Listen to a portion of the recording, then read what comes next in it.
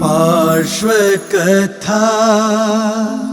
पार्श्व कथा के पुण्यार्चक हैं सोगानी परिवार जयपुर, गुरु भक्त परिवार, श्री प्रताप माल जी नंद किशोर जी, पत्नी श्रीमती लता देवी, पुत्र श्री अनुज कुमार, पत्नी श्रीमती श्रुति देवी, पौत्र आकाश, अंश, विनायका, सूरत, सीकर, राजस्थान। श्री एसी जैन, श्रीमती प्रमिला जी जैन, अल्पना, संदीप, पलक एवं नमन, डॉक्टर वरुण, प्रियंका, सम्यक एवं स्वस्ति, डॉक्टर नीलम, डॉक्टर विजय, ईरा एवं विवान, डॉक्टर नितिन जैन, डॉक्टर अल्पना जैन, पुत्र श्रुत जैन, पुत्री अमेया जैन। श्रीमती उषा जैन, श्री विमलेश जैन, पुत्र एवं पुत्रवधू श्री नितिन जैन, श्रीमती मेघना जैन, पौत्र एवं पौत्री आदित्य जैन, अनुष्का जैन, मार्सन्स परिवार आगरा, गगन, नीतू जैन, सिंगापुर। श्री वीरेंद्र कुमार जैन सीए, श्रीमती कमल नयनी जैन, दरियागंज, नई दिल्ली, पुत्र एवं पुत्रवधू आयुष, दीप्ति जैन, पौत्र देवयश जैन, पुत्री एवं दामाद श्रीमती अदिति, श्री संचित जैन, दोहित्र युगम एवं सर्वम जैन, लंदन। श्री मुकुल जैन, व्रती प्रतिभा जैन, श्रीमती निष्ठा जैन एवं जय कुमार शाह, अर्पित जैन, देहरादून। श्री सुशील कुमार जैन, धर्मपत्नी श्रीमती निर्मल जैन, पुत्र पुत्रवधू श्री मुनीश कुमार जैन, श्रीमती मेघा जैन, पुत्र पुत्रवधू श्री हर्ष कुमार जैन, श्रीमती सोनिका जैन, पौत्र समर्थ जैन एवं पार्थ जैन, पौत्री भव्या जैन, हिया जैन एवं Shri Jain. Firm Shri Arihant oil and general mills, Tehsil road, Jagraon, Ludhiana, Punjab. Shri Narendra Jain, कप्तान, धर्मपत्नी श्रीमती शील जैन, पुत्र व पुत्रवधू श्री संदीप जैन, श्रीमती सुनीता जैन, श्री अंकुर जैन, श्रीमती शिवानी जैन, पौत्र व पौत्री श्रेयांश जैन, समृद्धि जैन, संभव जैन, पुत्री एवं दामाद श्रीमती रचना जैन, श्री संजय जैन, दोहित्र श्री सक्षम जैन, पत्नी श्रीमती शिल्पी जैन, दोहित्र Utkrisht Jain, Shalimar Bagh, Delhi 88। Firm messrs high tone trading and manufacturing company, manufacturers and exporters of public address, amplifiers, speakers, microphone आदि। B3, B7, Mangolpuri industrial area, Delhi 83।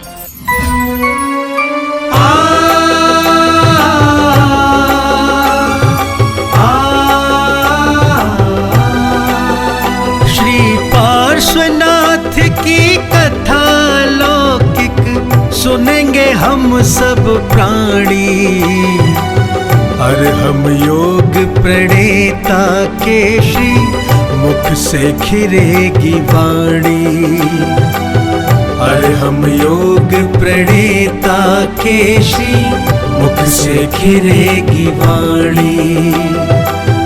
बाल ब्रह्मचारी बन जिसने वेश दिगंबर धारा, बाल ब्रह्मचारी बन जिसने वेश दिगंबर धारा, जिनके तप संयम के आगे दुष्ट कमठ भी हारा। ऐसी अद्भुत दिव्य कथा सुन अचरज में सब ज्ञानी, जिनवाणी चैनल पर फिर से सुनेंगे पार्श्व कहानी, और हम योग प्रणेता के श्री मुख से खिरेगी वाणी। श्री पार्श्वनाथ की कथा लौकिक सुनेंगे हम सब प्राणी, और हम योग प्रणेता के श्री मुख से खिरेगी वाणी, श्री मुख से खिरेगी वाणी। आओ श्रवण करें पार्श्व कथा।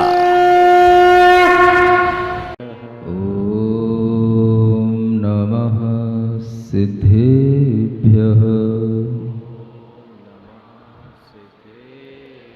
ओम नमः सिद्धेभ्यः।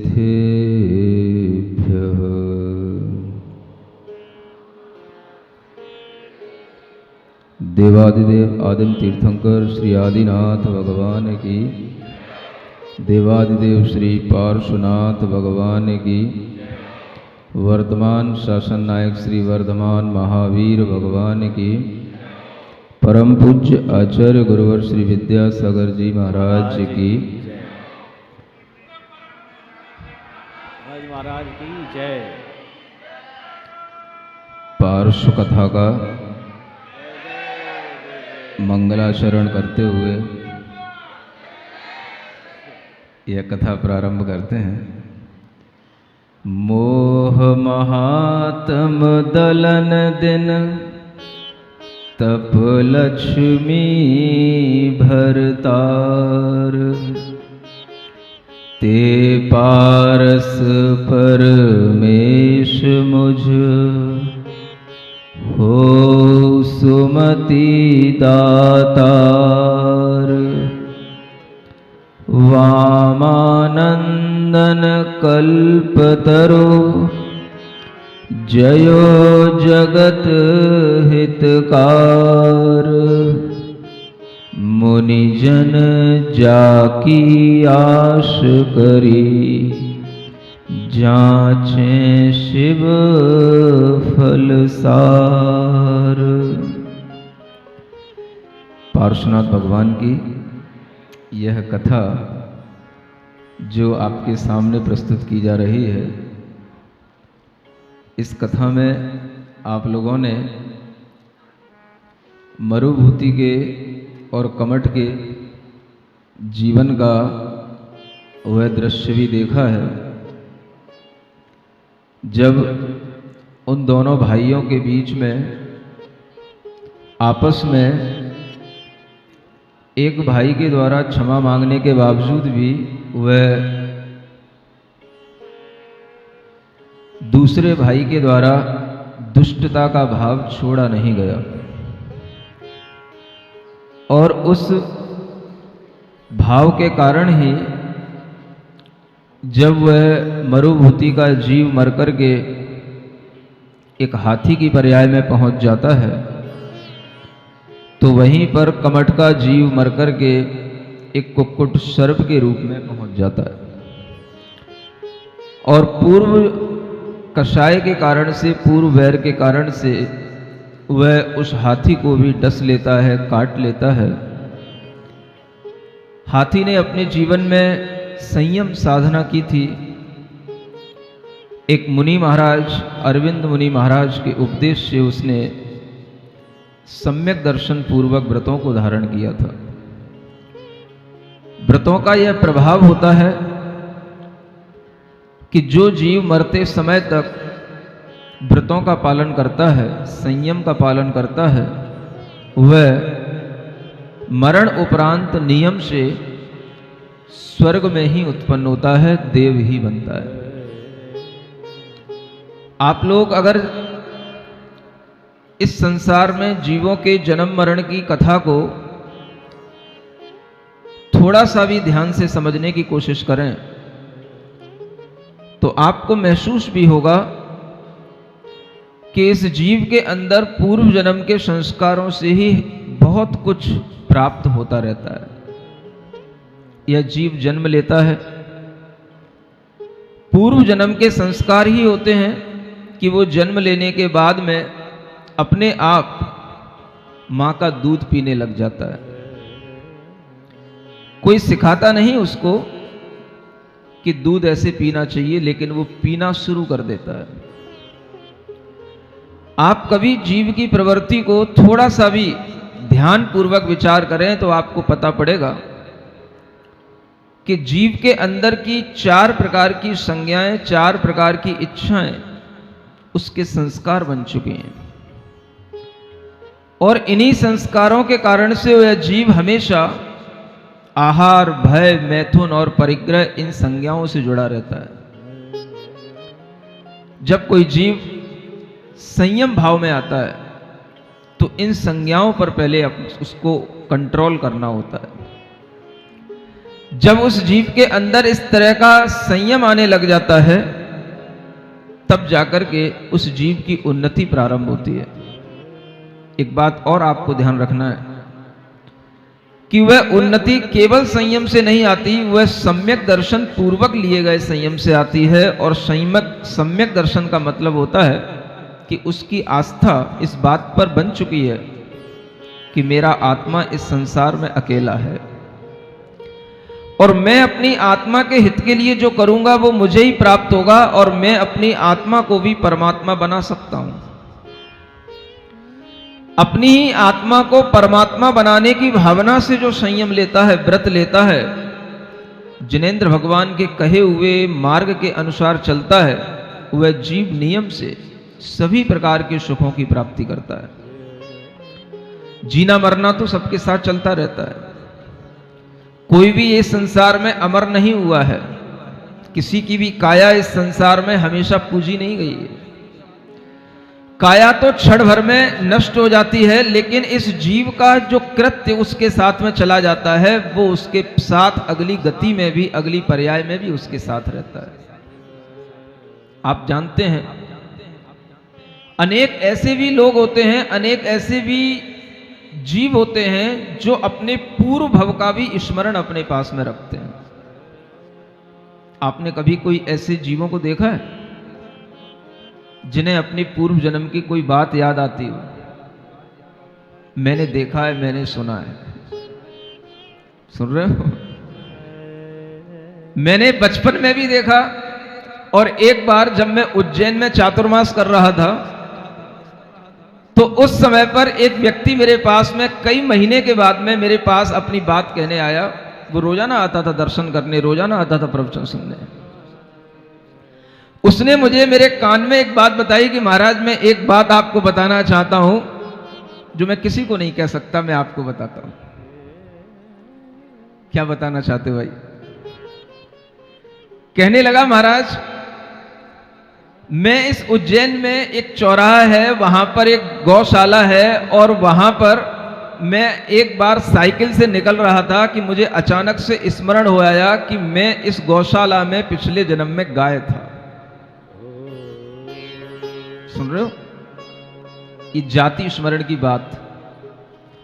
ये जाति स्मरण का मतलब अपने पूर्व जन्म का स्मरण हो आना, और यह स्मरण जरूरी नहीं कि जन्म के समय पर हो, जन्म के कितने ही समय बाद हो सकता है, किसी को भी हो सकता है। वो व्यक्ति कहता है कि महाराज मैं जब जब उस स्थान से निकलता हूं, मुझे वह गाय और उसका मरना वह पूरी तरह याद आता है, और मुझे पक्का मुझे ये विश्वास है कि मैं वह जीव पूर्व जन्म में था, लेकिन मैं अपने घर में किसी से कह नहीं सकता, मैं आपसे कहने आया।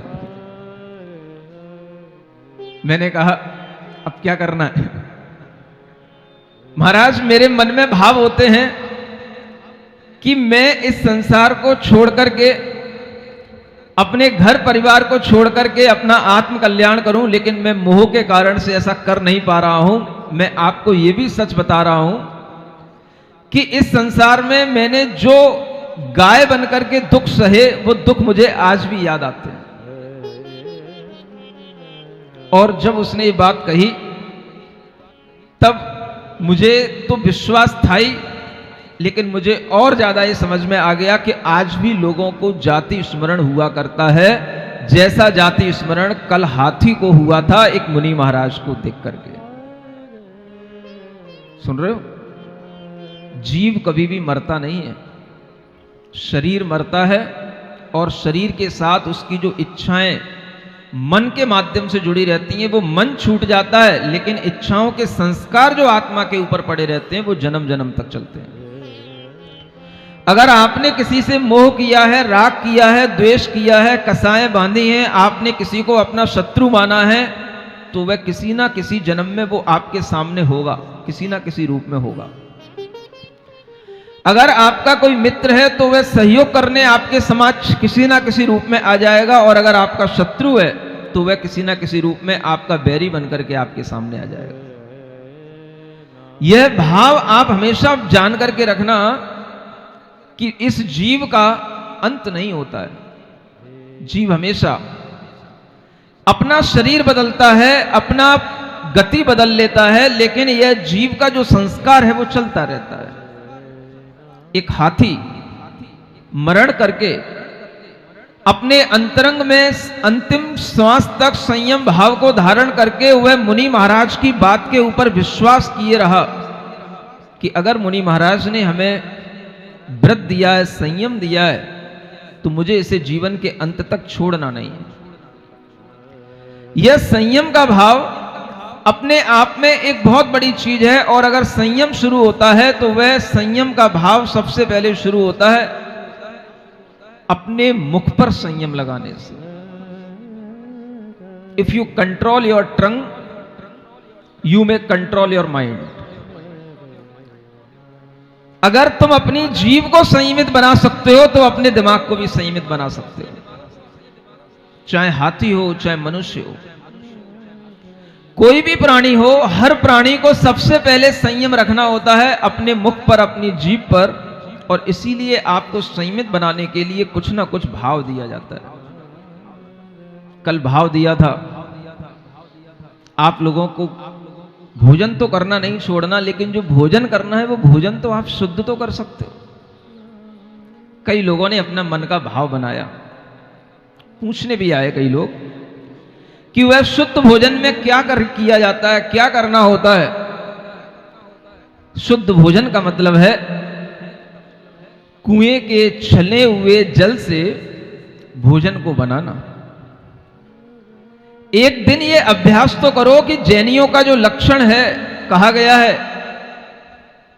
रात्रि भोजन नहीं करना, पानी छान करके पीना। कब छानते हो पानी? नल में लगे हुए छन्ने क्या पानी छानते हैं? उन छन्नों की हालत देखना, वो छन्ने भी कितने पीले पड़ जाते हैं, सड़ जाते हैं, और उसी में से वो पानी निकलता रहता है, उसी में वो जीव मरते रहते हैं। छानने का मतलब है कि उन जीवों की रक्षा करना। जो जीव उसमें छन गए वो वहीं पर अपनी जान थोड़ी देर बाद दे देते हैं, वो वहीं पर मरण को प्राप्त हो जाते हैं। पानी छानने का मतलब है कि वह पानी छानने के बाद में जो जीवों की हमने रक्षा की है, वो जीवों की रक्षा उसी जल में जाकर के वो जीव जब विसर्जित हो जाएं तो उनकी रक्षा बनी रहे। किसी भी त्रस्त जीव की हिंसा के बिना भोजन बने। आटे में जीव ना पड़े हो, मसालों में जीव ना पड़े हो। वर्षा ऋतु का समय चल रहा है, 3 दिन से अधिक का जो मसाला हो जाएगा, जो आटा हो जाएगा, उसमें त्रस्त जीवों की उत्पत्ति हो जाएगी। ऐसा भोजन जिसमें कि त्रस्त जीवों की हिंसा ना हो।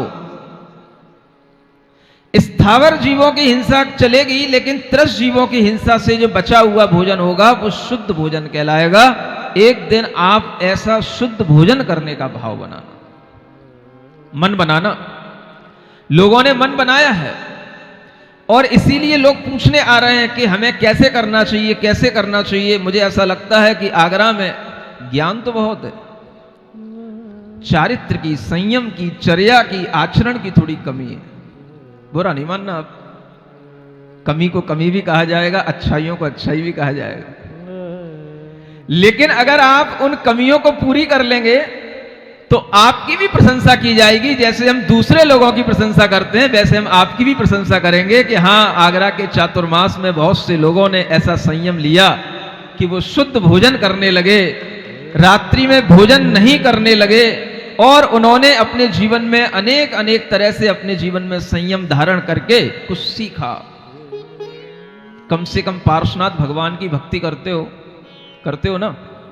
सभी लोग पार्श्वनाथ भगवान के भक्त हैं, और सभी लोग पार्श्वनाथ भगवान की अगर भक्ति करते हो तो यहां से सीखने की शुरुआत करो कि पार्श्वनाथ भगवान का जीव कहां से उन्नति को प्राप्त हुआ, कहां से इस जीव ने अपनी कायाकल्प करना शुरू की, कहां से इस जीव की आत्मोन्नति का सोपान शुरू हुआ। और वह आत्मोन्नति का जो प्रक्रम शुरू हुआ वह प्रारंभ हुआ था इसी हाथी की पर्याय से।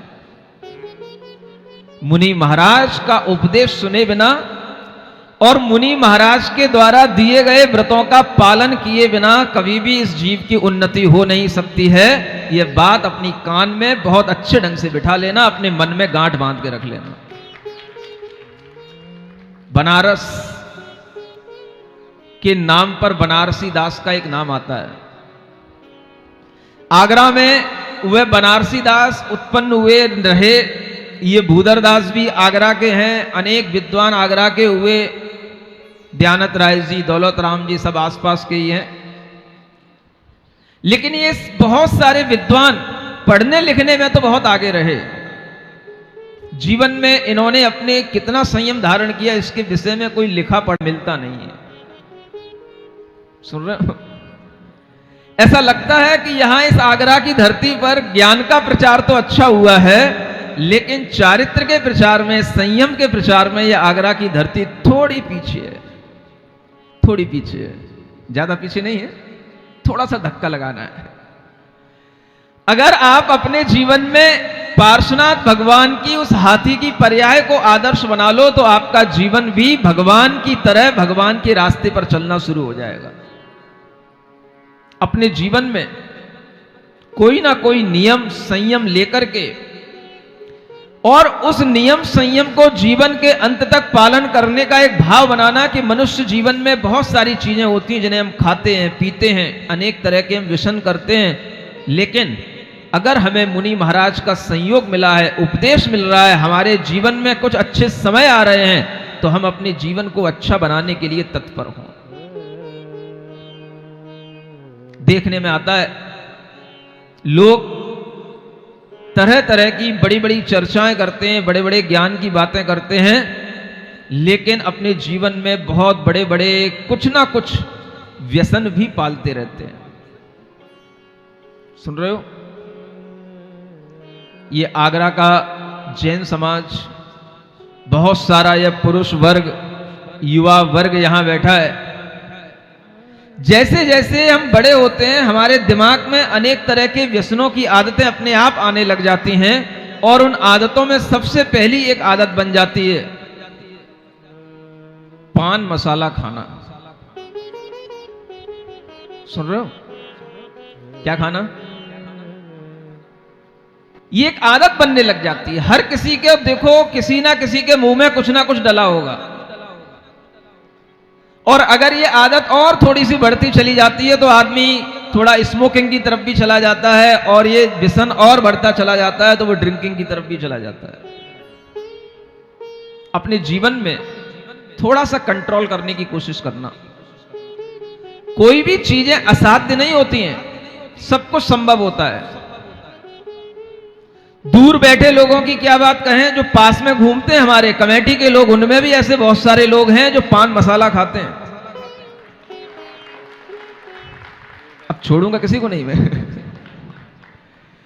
उनमें भी कुछ ऐसे लोग होंगे जो तरह तरह के व्यसन करते होंगे। ईमानदारी के साथ में जो यहां ये पारसनाथ भगवान की कथा सुन रहे हैं, अपने जीवन में पवित्रता लाने के लिए अपना मन बनाना कि हम कम से कम दीपावली तक 4 महीने के लिए हम अपने एक गुटके, पान मसाले, बीड़ी, सिगरेट और अगर कहीं हम ड्रिंकिंग भी करते हो तो उन सब का त्याग करें। ये पहला भाव हमारा पार्श्वनाथ कथा के साथ जुड़ना चाहिए। हाथी अभी भी वहीं कीचड़ में धंसा हुआ है, मैंने उसको रोक रखा है कि ताकि इन हाथियों को भी कीचड़ से निकाला जाए।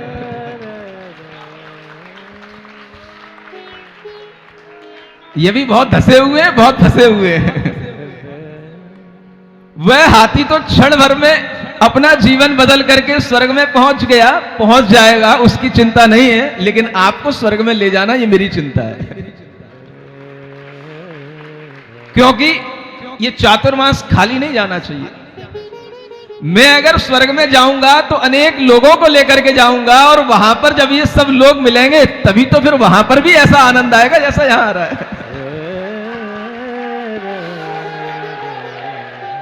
तो मेरे साथ टिकट कटा लो, मेरे साथ थोड़ा सा अपना बंधन बांध लो। आप बहुत कहते रहते हो, बहुत भजन सुनता हूं, रात को भी बहुत भीड़ आती है। गुरुवर मुझको दी दिए जन्म जन्म का साथ, जन्म जन्म का साथ, चलो मेरे साथ जन्म जन्म तक। वह जन्म जन्म का साथ तभी बनेगा जब जिस तरह से मैं अपना जीवन आगे बढ़ा रहा हूं, तो आपको भी अपना जीवन थोड़ा सा मेरे साथ आगे बढ़ाना है, एग्रीमेंट करना है, थोड़ा सा मेरे दिमाग में डालना है। यहां महाराज मैंने ये त्याग कर लिया, मैंने ये त्याग कर लिया, थोड़ा सा आपके अंदर ये भाव आना है। अगर ये समाज के लोग थोड़ा सा इतना भी आज भाव बनाएंगे कि कोई भी व्यक्ति ये गंदे गंदे पान मसाले जिनके ऊपर हमेशा लिखा रहता है इट्स कॉज ऑफ कैंसर, हम देखते हैं कि अनेक लोगों के मुंह गल जाते हैं। कैंसर का जब किसी भी तरीके का ऑपरेशन होता है उसके बावजूद भी उनके मुंह में कुछ नहीं जाता है, गले से उनका भोजन जाने लग जाता है। ऐसे भी लोग मैंने देखे हैं और तड़प तड़प के मरते हैं। हमें सीखना चाहिए कि इन गंदी आदतों से हमें अपना जीवन नष्ट नहीं करना चाहिए। आज की इस युवा पीढ़ी से यहां बैठे हुए अनेक पुरुषों से, महिलाएं तो खाती नहीं होंगी, सब अच्छी ना यहाँ की महिलाएं, सही में पक्का दूर दूर तक। तो मैं पुरुष से कहना चाहता हूं, यहां के आदमियों से कहना चाहता हूं कि आज के बाद किसी के मुंह में मुझे पान मसाला किसी भी तरह का, न तंबाकू का न सादा, किसी भी तरह का दिखना नहीं चाहिए। अगर दिखा तो वो मेरे सामने फिर आ नहीं पाएगा। इतने ताली बजा रहे हैं, वो सब सहमत हैं क्या कि कोई दूसरे के लिए ताली बजा रहे हैं? बहुत बढ़िया। यहां से शुरुआत करना है। हम अपने जीवन को सुधारें। केवल हम भगवान को सुनते रहेंगे, भगवान के जीवन की यात्रा सुन सुन करके अगर हम 10 दिन पूरे कर देंगे तो हमें क्या मिलेगा? हम सुधार की ओर चलें। एक अच्छा मार्ग, संयम का मार्ग जो प्रारंभ होता है, अगर पशु पर्याय से प्रारंभ हो सकता है तो हमारे तो भाग्य है कि हम अभी मनुष्य हैं। पशु पर्याय में अगर मुनि महाराज समझाते तो उससे अच्छा भाग्य है कि मुनि महाराज हमें मनुष्य पर्याय में समझा रहे हैं। अभी मान लो, नहीं तो फिर बाद में पशु पर्याय में उत्पन्न हो जाओगे तो फिर समझाने कोई आएगा। समझ में आ रहा है? और कहीं आपका हमसे अनुबंध हो गया और आप कहीं खुदा ना खास्ता किसी ना किसी कारण से कभी पशु पर्याय में भी चले गए तो वहां पर भी आपको याद आ सकता है कहीं से गुजरते हुए कि हे मुनि महाराज, आपकी बात नहीं मानने के कारण से मुझे पशु पर्याय मिली।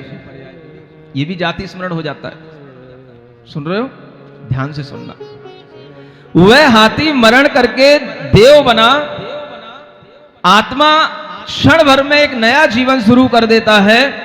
और जिस तरह का उसके लिए संयम होता है, जिस तरह का उसने पूर्व जीवन में संयम साधने के लिए कष्ट उठाया है, उतनी ही शक्ति से वह आत्मा उतने ही ऊपर के स्वर्गों में जाता है और वह आत्मा क्षण भर में एक नया जीवन जीने लग जाता है। देखो नया जीवन कैसा होता है, आपको यहां इस चौपाई छंद के माध्यम से बताया जा रहा है।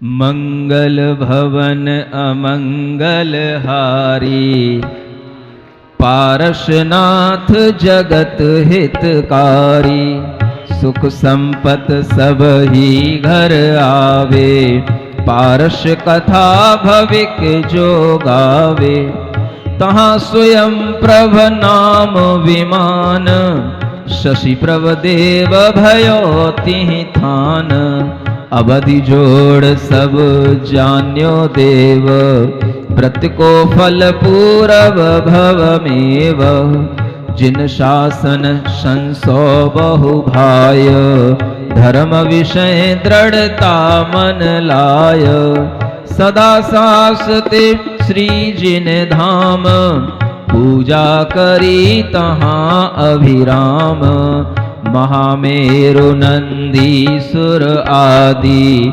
पूजे तहाँ जिन बिंब अनादि, कल्याणक पूजा विस्तरे, पुण्य भंडार देवयो भरे, 16 सागर आयु प्रमाण, 3.5 हाथ तन जान, 16 सहस वर्ष जब जाहि, असन चाह उपजय उर्माहि, अनुपम अमृतमय आहार, मनुष्यों भुंजे देव कुमार, 8 दुगुण पख बीते जास, तब सो ले सुगंध उसास, अवधि चतुर्थ अवनि पर्यंत, यही विक्रिया बल विरतंत, अवधि क्षेत्र जावत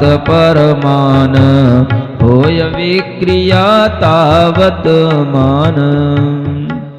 क्या हुआ? स्वयं प्रभ नाम का एक स्वर्ग है जहां पर वह जीव उत्पन्न होने के बाद में 12वें स्वर्ग में उत्पन्न हुआ।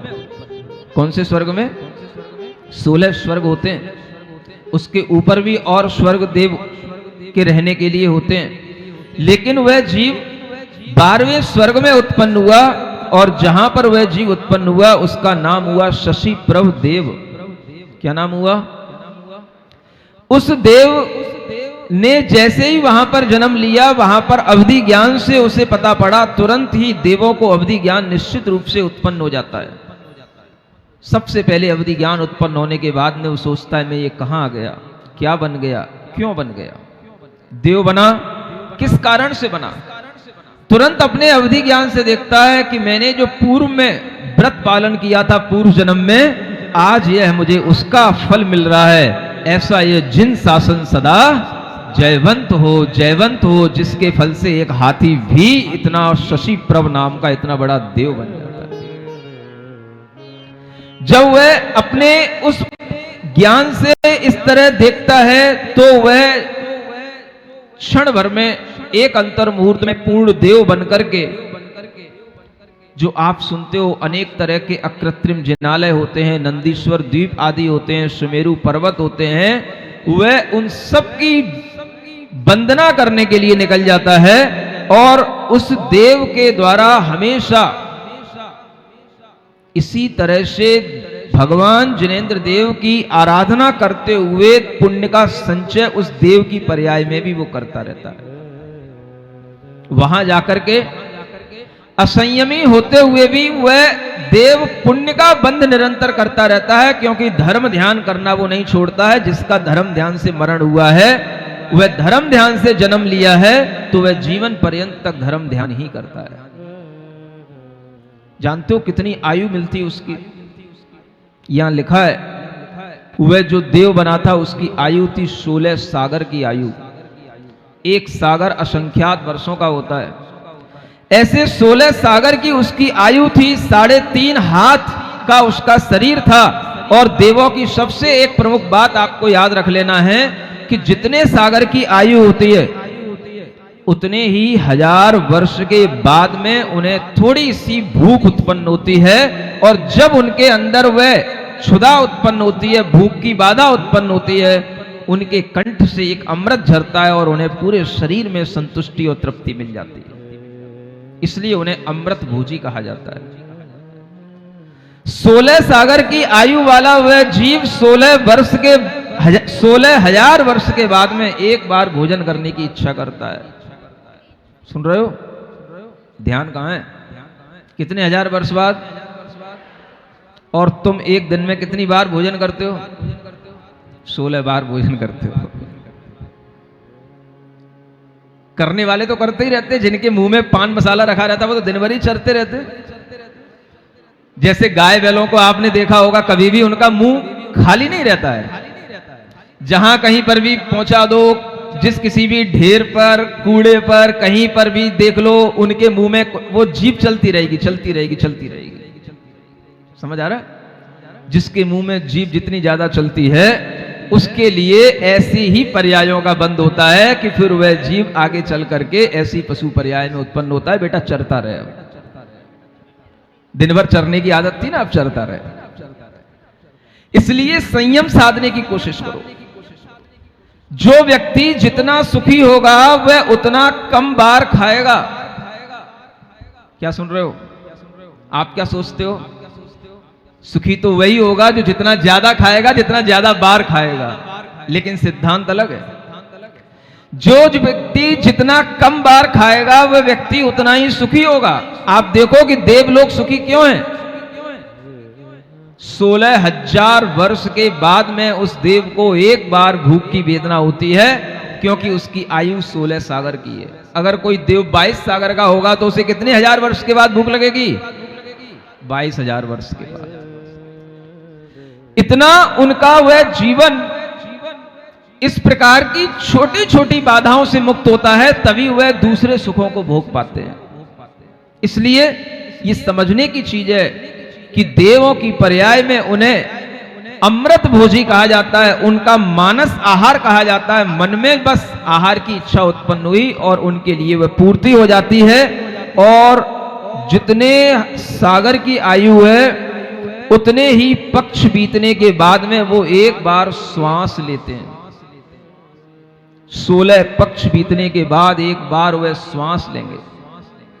यह उनके जीवन भर आयु पर्यंत तक चलता रहेगा।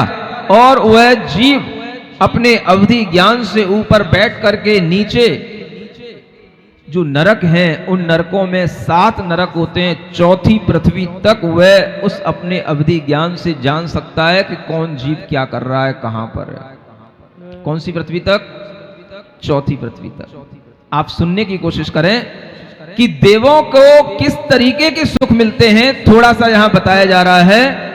वदन चंद्रमा उपमा धरे, विकसित बारिज नैन, अंग अंग भूषण लसे, सब बानक सुख देन। अड़िमा महिमा आदि दे, 8 रिद्धि फल पाए, सुर सुछंद क्रीड़ा करे, जो मन बरते आय। सुनत गीत संगीत धुनि, निरखत निरत रसाल, सुख सागर में मगन सुर, जात न जाने काल। लोकोत्तम सब संपदा, अनुपम इंद्री भोग, सुफल फलो तप कल्प तरु, मिलो सकल सुख जोग। वहां स्वर्गों में जो देव होते हैं उनके पास में अनेक तरह की देवियां भी होती हैं। सुन रहे हो? यहां तो आपको एक ही देवी मिलेगी, मुश्किल से मिलेगी, वो भी मिल जाए आज के जमाने में कठिन बात है। और एक को जिंदगी भर झेल लो, ये और कठिन बात है। लेकिन वहां पर एक एक देव की इतनी अच्छी अच्छी देवियां मिलती हैं कि वो देवियां कभी अपने देवता के लिए सिर उठाकर के भी कभी उसके लिए गुस्से में नहीं देख सकती हैं। समझ में आ रहा है? कभी उस पर चिल्ला नहीं सकती हैं, कभी उसको आंख नहीं दिखा सकती हैं। ऐसी कोई देवियां हैं जो अपने पति को आंख ना दिखाती हो? शर्मा रही। एक बार अगर इस तरह की देव पर्याय मिलती है तो शास्त्रों में लिखा है कि एक देव की कम से कम 32 रानियां होंगी, 32 देवियां होंगी। कम से कम कितनी? हाँ, कोई कष्ट नहीं होगा वहां पे, कोई नहीं भागेगी कि एक को पकड़ो दूसरी कहीं जा रही, दूसरे को पकड़ो तीसरी कहीं जा रही, कुछ नहीं, कहीं नहीं जाएगा कोई भी, सब आज्ञा में रहेंगी, पूरे जीवन पर्यंत तक आपको सुख देंगी। 5 इंद्रियों के जो सुख अधिक से अधिक मिल सकते हैं वो सब देव पर्याय में मिलते हैं, और वे देव वहां पर जाकर के ऐसे सुख सागर में लीन रहते हैं जब तक उनका जीवन ऐसा चलता रहता है, वह इसी तरह से सुख में लीन बने रहते हैं। समझ आ रहा है? सुख को प्राप्त करने के लिए भी थोड़ा सा दुख उठाना पड़ता है, और वो दुख क्या है जो आपको मैं बार बार थोड़ा सा कहता हूं ना, ये छोड़ दो, ऐसा नहीं करना, वैसा नहीं करना। इसमें जो थोड़ा सा आपको कष्ट होगा, इसी से आपको सागरों पर्यंत असंख्यात वर्षों तक आपको सुख मिलेगा।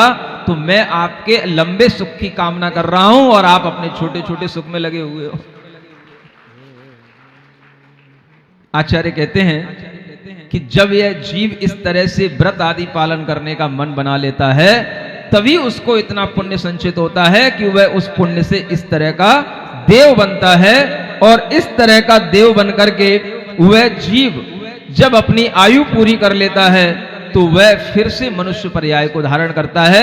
देखते हैं हम कि वह उस मनुष्य पर्याय में कहां उत्पन्न होता है, कौन सी पर्याय धारण कर रहा है। इस ही जम्बू द्वीप पूर्व विदेह मझारे, पहुप कलावती देश विकसित नैन निहारे।